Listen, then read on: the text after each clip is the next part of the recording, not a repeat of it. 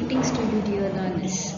I am Ms. Maheshwari, Assistant Professor at Bishop Weber College.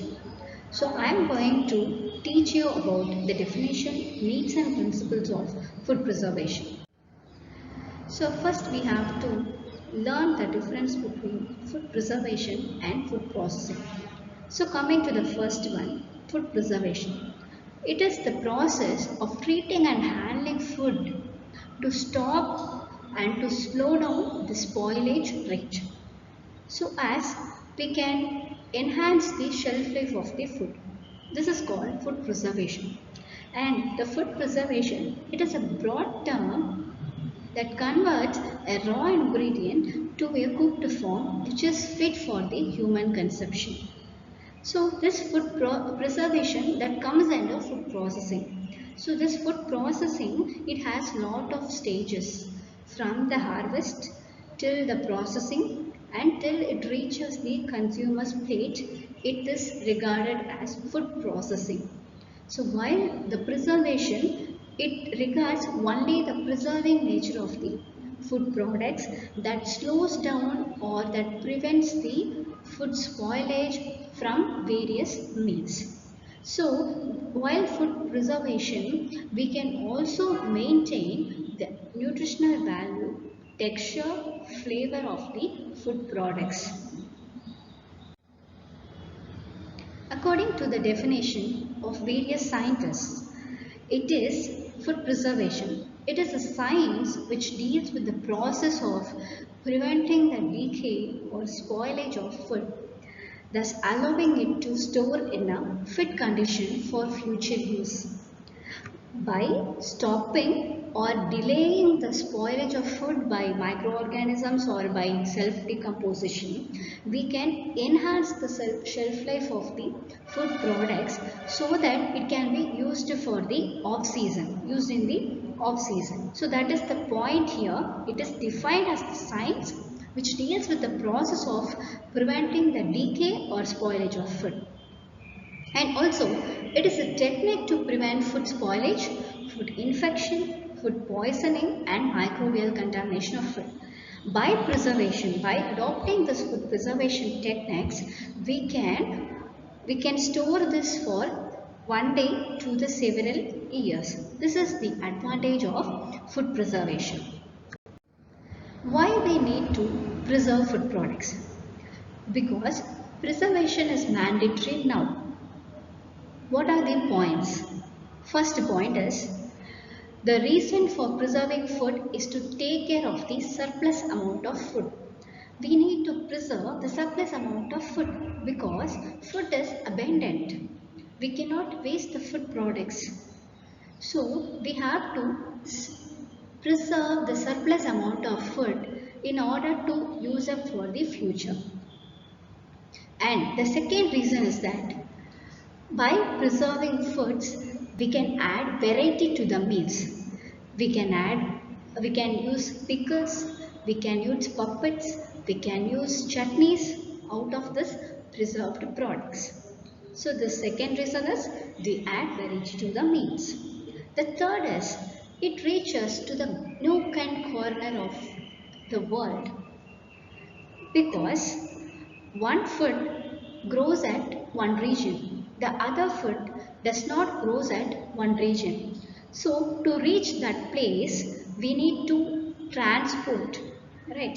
So for the transportation purpose, we need to preserve the food product in order to not to get spoiled by various microorganisms or the self-decomposition or by insects, rodents, etc. So we need to reach the far point. And the fourth reason is we can also add nutritive value along with the food product. So if we add this preserved food products, they also have nutritional value. So it adds additional nutritional value to the meal. So availability of some preserved foods can add to the variety and nutritive value of the meals. It also makes comfortability for the transportation purpose. in order to export and import, we need to preserve food products because it takes longer duration from several days to several months. So in order to get the food fresh, we need to preserve the food products.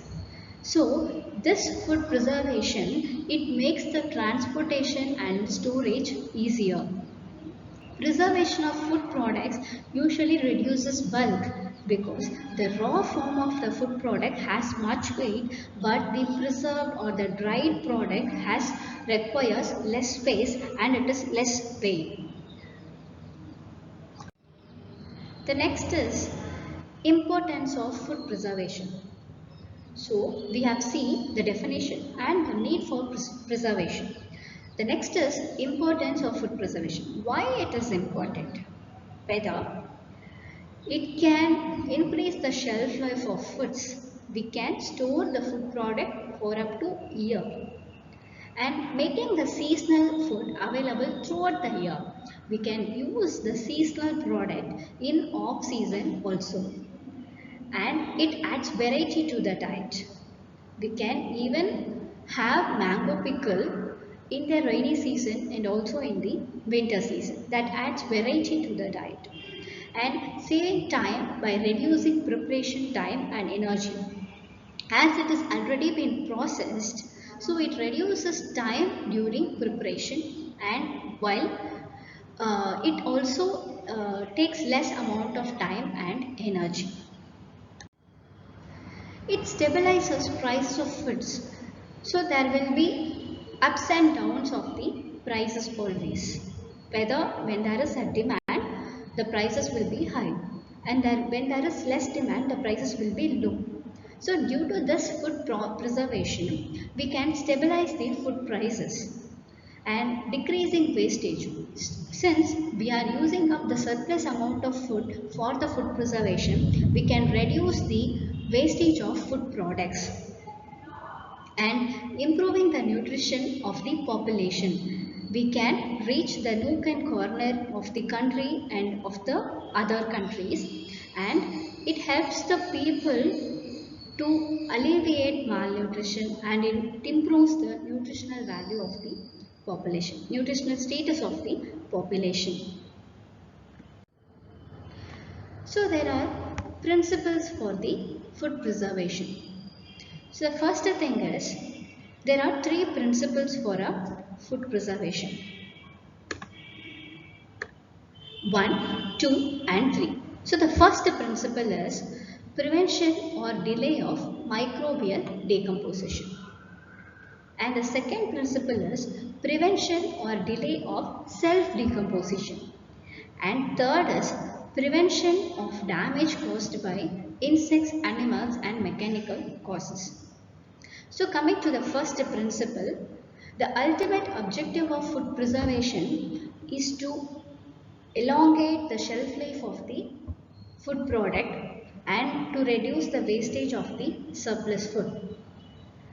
So by spoilage, so spoilage refers, it can be spoiled either by the microorganism growth or by self-decomposition or by the insects and rodents. So the first thing is prevention or delay of microbial decomposition. We need to alleviate the microbial decomposition. So under that we have several methods we can adopt to prevent the microbial decomposition by keeping away undesirable microorganisms. That means asepsis. So we can create a hygienic environment so that the microorganism will not affect the food product. The second one is by removing the microorganisms. That method is called filtration. Third is by hindering the growth and activity of microorganisms. By refrigeration and by drying, we can hinder the growth of microorganisms because the microorganisms can be classified into three categories. One is which can grow at very high temperature, which can grow at medium temperature, which can grow at cool temperature. By altering the temperatures of the food products, we can delay the process of formation of the microbial decomposition. By adding some preservatives, some natural preservatives and the chemical preservatives, we can delay the microbial decomposition. And the fourth one is by killing the microorganism. The above three methods are the hindering mechanisms for the microbial growth. The fourth point is by killing. So by killing means it ultimately kills the microorganism that grows at the surface or the on the food material.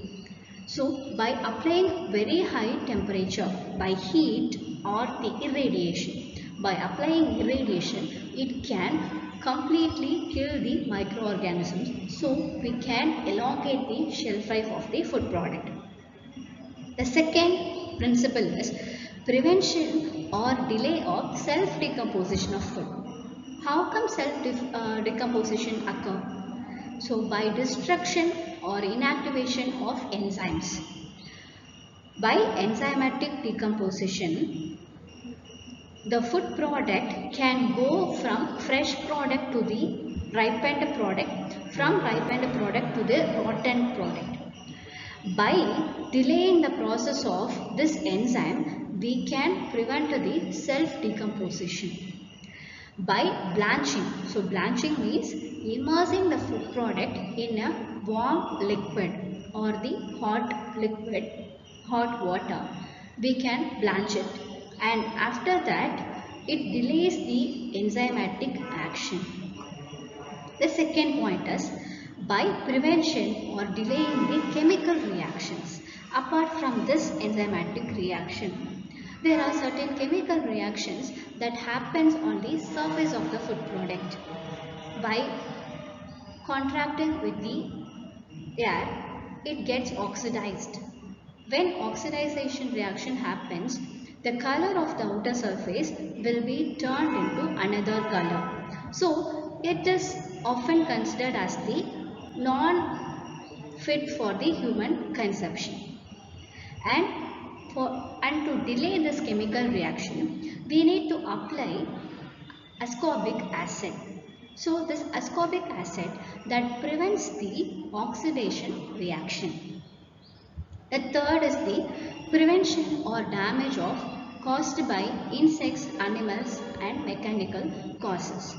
By keeping the food under good storage area, we can prevent the damage caused by insects, animals and mechanical causes.